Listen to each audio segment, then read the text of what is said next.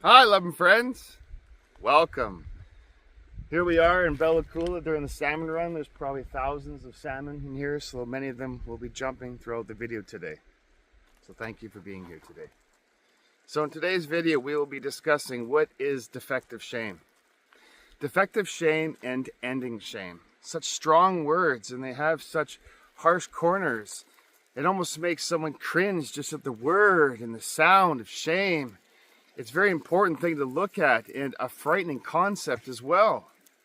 People who feel a tremendous amount of shame go through their lives, right, pretending that they don't. Shun the very word and shun the very concept. Therefore, reading my write-ups on how to end shame says something about you. Shame for the person that doesn't want to be said. Therefore, ironically and sadly, are the ones who need to hear it the most of what we will talk about. Those who are most weary and frightened and to listen. Some suggest perhaps the title Ending Shame is a little too harsh, that we should come up with a softer, romantic title, something that would not be so intimidating. Let's just call a spade and not call it an airy-fairy around the corner name. Let's talk about ending shame and let's call it, ending shame. The word itself is very difficult to define and even more difficult to understand, the concept of shame. But the most difficult of all is to comprehend and deal with the feeling of shame. Even though shame is a current world problem, unlike some you might forcibly have, it's a current life problem. Each of you developed shame at a time before you had language, making it difficult to define. Shame is rooted and established in the pre-verbal infancy, and each of you has shame. Yes, every one of you has shame to various degrees. Some in that sense have been healthy shame, but far too many of you, indeed, it has been an unhealthy, prisoning shame. But everybody has shame. Everyone who are of the human condition or the human persuasions has shame. Shame is a real emotion and potentially has positive as well as the more overt, obvious negative impact. That is the first point that is so vitally important to realize, that shame is a real emotion. Guilt is a fabrication and has a negative implications. But shame is a real emotion, and therefore, as a real emotion, has both positive and negative sides. A light face and a dark face are seen and unseen. That is part of it.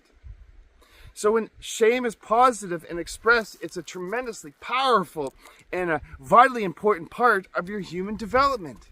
When it's negative, it can be tremendously, most totally destructive to that very human development of yours. Shame is an emotion that can facilitate finding self or instigate the denial of self. Shame is also a state of being. It is more than an emotion where it begins as a feeling and becomes a state of being. Where you might feel shame initially, where it is internalized to a certain point, you no longer feel shame, you are shame.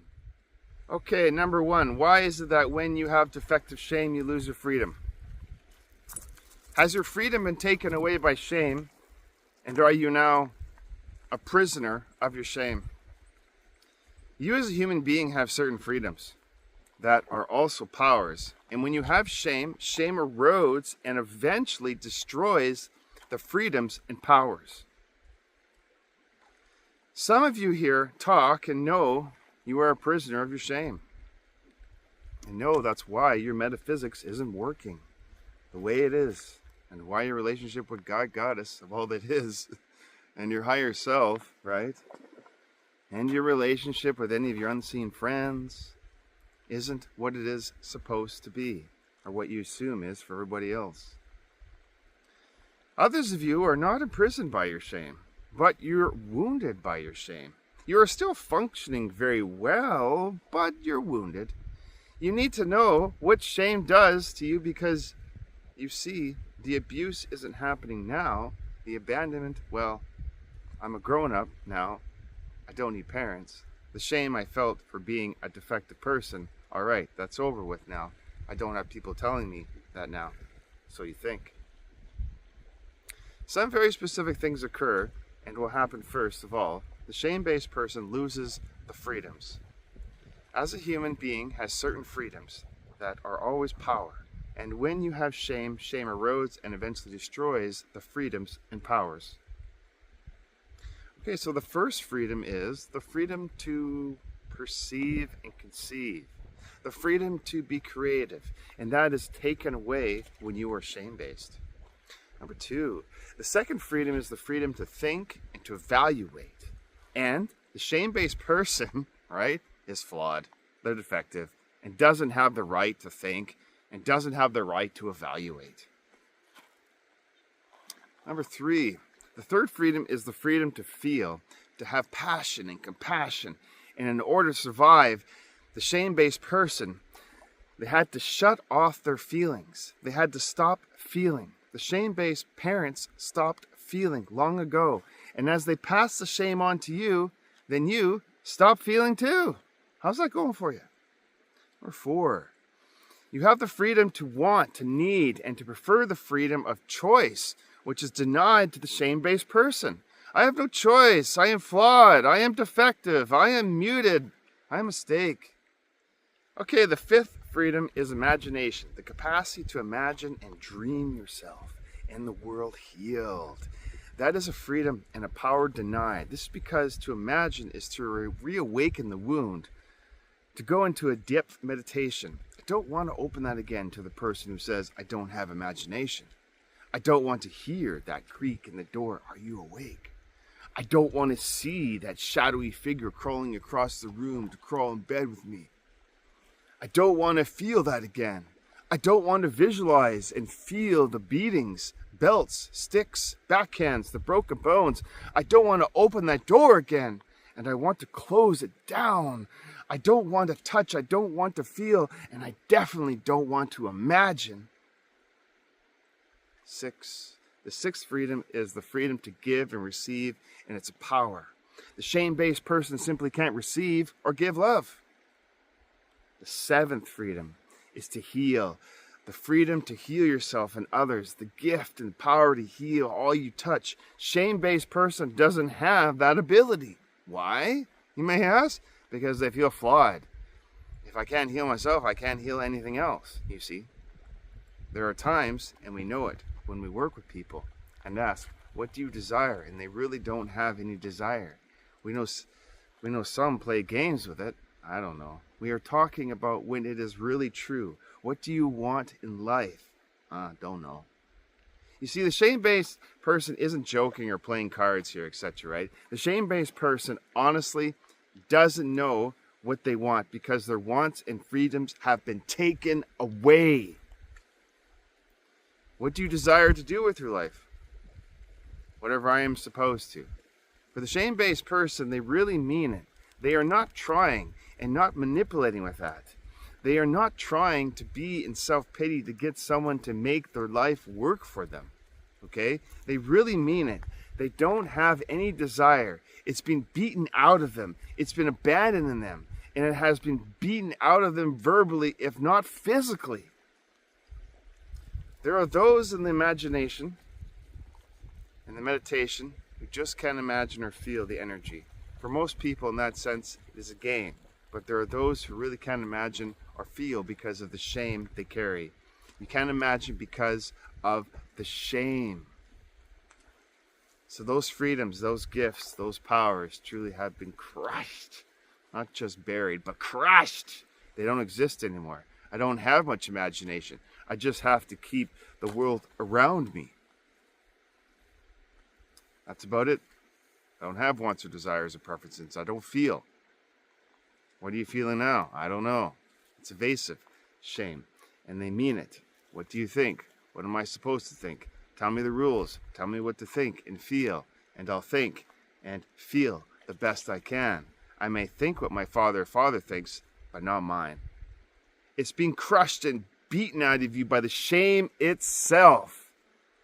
That's the first defective shame, is you lose your freedoms. Okay, the second defective shame is shame damages your brain, the chemistry, and the mechanics. Shame really does have a profound impact. And the shame-based person, has damage to the brain function and the gates between the brains are closed, okay? Your brain is divided into basically three components, simply put here. There is the reticular formation, which is a set of interconnected nuclei that are located throughout the brainstem. The function is simply motor coordination and regulates simple motor functions, which is the reptile brain inside of you, for that matter, but it is the survival part of yourself. Shame-based people and those that are severely shame-based, you become defensive, snappy, quick to throw emotions around, and just angry, even rage, etc., to push others away. Then there is the limbic brain, or limbic system, which is a set of brain structures located on both sides of the thalamus, immediately beneath the medial temporal lobe of the cerebrum, primary and the forebrain. It supports a variety of functions, including the emotional center or feeling area, behavior, and long-term memory.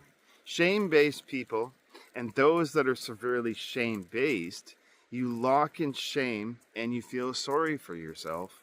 The self-pity game of victim, martyr, struggler, and blamer over and over and over again. Then there is the cerebral cortex, which is the largest site of the neural integration in the central nervous system.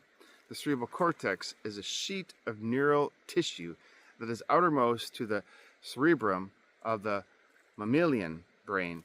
It has up to 6 layers of nerve cells. It is often referred to as gray matter, and it plays a key role in attention, perception, awareness, thought, memory, language, and consciousness. In basic terms, it is the thinking brain. Shame-based people and those that are severely shame-based, you get locked in limited complaining, thoughts like broken record, I can't do it, life sucks, it's too hard, why me, unfair, jealousy, etc., over and over and over again all day. Okay, so these three brains are linked together and are supposed to work together. Therefore, messages coming from the cerebral cortex and frontal lobes to the limbic system to the feeling brain are transferred to the survival brain, back to the cerebral cortex, back to the limbic brain. This sort of continuous introduction is supposed to what we call it, but in shame-based person, full of shame, the limbic brain is shut off. The gates between the brains are closed, and therefore they can't feel. I have seen this 1,000 times in sessions with shame-based clients who can't feel or remember anything. The shock, the trauma, the pain, the abuse, the sexual abuse, etc. The shame closes the brain down. Once you heal the shame, the brain opens again, and the client begins to feel and remember. A shame-based person either relies entirely on the reptilian brain to find out how to survive, and does it survive now? Over and over again, they lock in the survival reptilian part of the brain. Don't do anything else. Don't rock the boat. Don't change it. This works. Leave me alone. Or they are totally in the thinking brain, the cerebral cortex. You want to think. Think. Overanalyze, but are too afraid to do or experience because the gates between the thinking and feeling brain and the survival brain have been shut down due to the intensity of what they have been taught by shame-based parents. The abandonment, the abuse, the neglect, the beatings, the wrong, the blame, etc. behaviors. Also, your brain releases neuropeptides and other endocrine hormones, which are vital to the development, function, mood, and growth of the brain and body. The secrets to longevity and immortality come from the endocrine system and the chemicals it releases as hormones and neuropeptides. One of those particular chemicals that are released in the brain is endorphins. Endorphins are released to cover pain, to numb pain, or ease pain, or manage pain. There are certain endorphins, and some are released with the expression of happiness, joy, fun, and things of this sort. There are many different kinds. One of the particular endorphins that are released is 48 times more powerful than morphine. And when you have pain injected with morphine in the physical world, you have chemicals in your brain that are 48 times more powerful than morphine. Shame-based people and those that are severely shame-based, chemical analysis shows that they have twice as much of this endorphin in their blood system than the average person. That means that pain is so severe, they have released this potent chemical that is 48 times more powerful than morphine into the body as a normal state of affairs. On top of it, many shame-based people become drug addicts, alcoholics, and obsessed people. Just realize how intense that pain must be, that a 48 times dose of morphine doesn't cut it. On top of the 48 times morphine, shame pain, I have to use alcohol or drugs or some sort of obsession addiction, try to mask this pain. So what chemicals is your body releasing to answer the shame you feel? There are other chemicals and hormones in the brain system. Another neuropeptide that is 200 times more potent than morphine. They have been found in severely suicidal people, institutionalized, often for their suicidal tendencies. They are often sincerely, not just some dramatic deploy. They are really suicidal. That this particular chemical exists grand excess in their body system. They are releasing this chemical that is 200 times more powerful than morphine in order to cut the pain, and still on the verge of suicide. That is intense pain. These hormones, these neuropeptides that are released in excess, damage the function of the body just as if you took morphine every day. You would become addicted to morphine and it would impact your judgment, it would affect your behavior, it would affect your ability to function in the world. Just as those who have become cokeheads or who have become speed freaks or addicted to certain drugs, etc., are there to end the pain. They don't function properly, do they? I've been there. Well, I don't take drugs. Yes, you do. If you are shame-based, you are drugged all the time. And therefore, certain shame-based people find themselves unable to function like regular people, which is enforced. I knew it. I am flawed and defective. I don't have the proper judgment. I don't have the proper hand-eye coordination. I don't have the proper physical function. It's chemistry. They are depressed. How would you feel if you took Valium or Percocets every day? You would be depressed. The shame-based person is often depressed with low-grade chronic depression because of the chemicals in the brain that their body is releasing to answer the shame. They can become schizophrenic. They can become paranoid. Shame reinforces because everybody, oh, don't be silly, get over it, grow up, just stop it. Why are you being paranoid? No one is there or trying to get you. Don't be silly. More shame. It affects you chemically.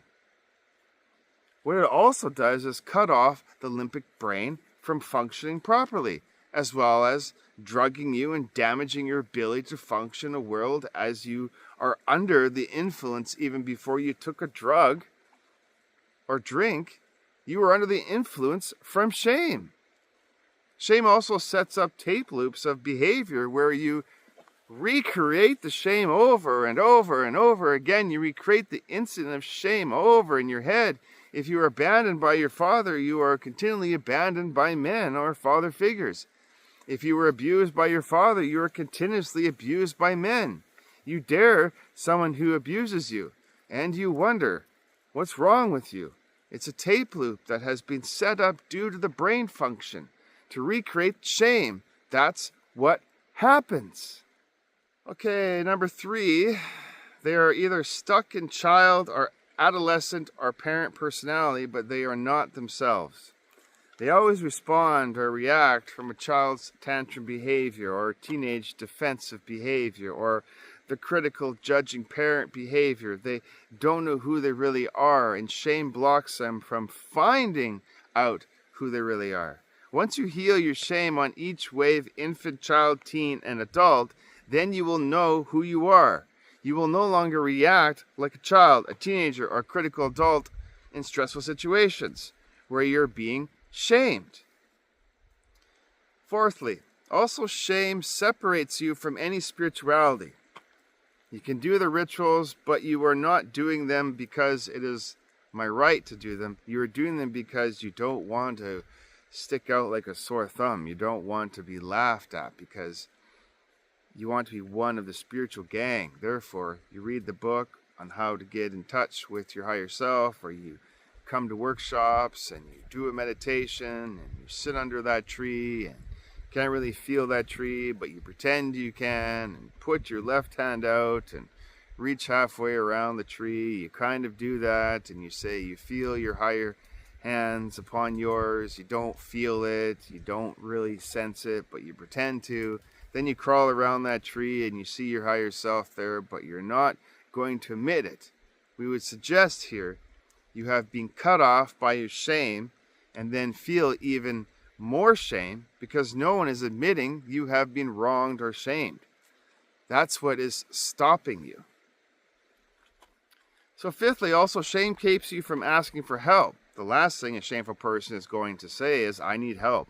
Why? Because they don't think they deserve it. Because they are flawed, defective, not worthy, wrong, bad, and there is no help for them anyway. To that sense, somewhat of a joke. There are two doorways. One is a door to heaven, and the other is a door to a seminar to heaven. All the shame-based people would be lined up for the seminar. I have to learn about this place. I have to fix and heal myself in the first place because I don't have a right to go through that door to heaven.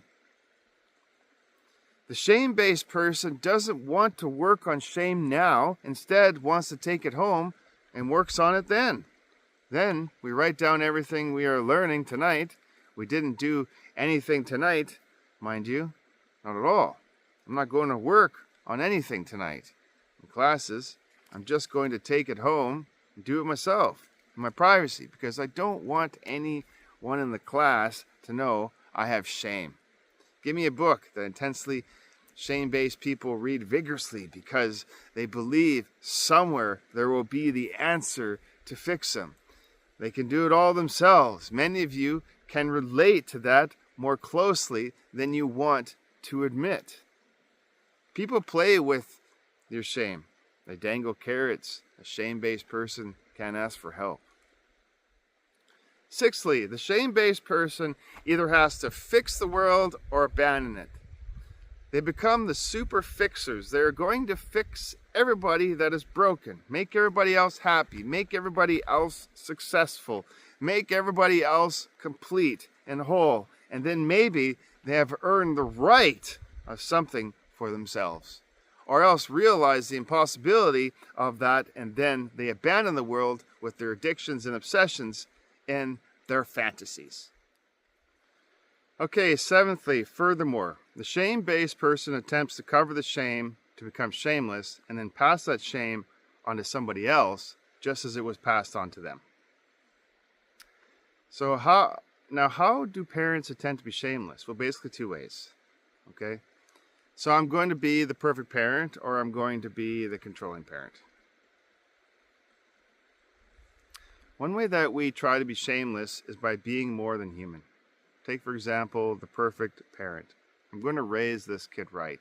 I'm going to be the parent I never had.